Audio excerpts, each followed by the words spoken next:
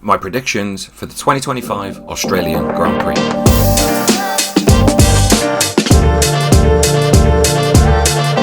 Hi guys, welcome back. A little bit of a caveat. It is currently 7 minutes past 9 in the morning in the UK.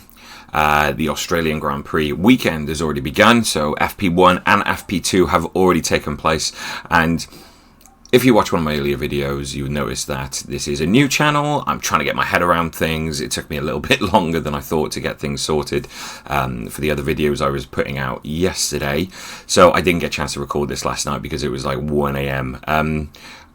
Take my word for it, I haven't seen the FP1 and FP2 results. So I wrote some notes before in anticipation of recording the video, but I'm just doing it now. So slight caveat to that one, it's coming out a little bit later. So we can do a couple of things. Ahead of every Grand Prix, I will give you my in the bin, my who is going to be a bit of a disappointment this weekend, who needs to get in the bin and start again next week. My out of nowhere, which is going to be my surprise, I think is going to have a great weekend. My first back in the bar, who's going to DNF, who's going to have an absolute shocker and get themselves out of the race early, and my front two rows for Quali, and my over-the-line top 5, along with my final thoughts. So that's how I'm going to try and structure some of these videos as we go through. It may shift and move, but we'll give it a go for this one. So first of all, my in the bin.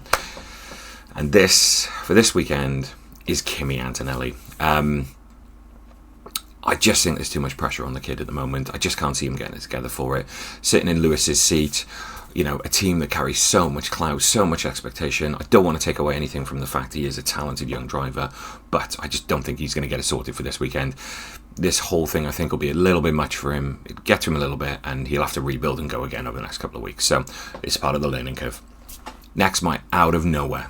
This for me, Oliver Bearman. I think he's going to be have a fantastic weekend. I was going to pick Carlos, as he's my man on a mission this season, but Oliver, I think, is going to have a standout performance this weekend. He was excellent in the short space we saw him when he filled in when Carlos was having his surgery. He carries himself really well, and I think he's going to get it dialed in.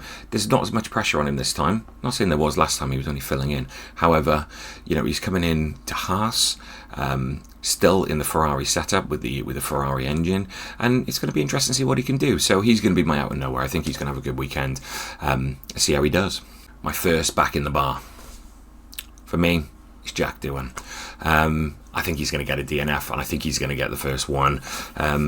There's just too much on him at the moment. If he's going to make this work, he needs to ensure he gets a nice, clean weekend done. I don't think he should take any risks. I think he should keep it simple. But I think he's going to come out and try and prove some of the doubters wrong, and that's going to be his own detriment. Just got a feeling he's going to bin it into the wall.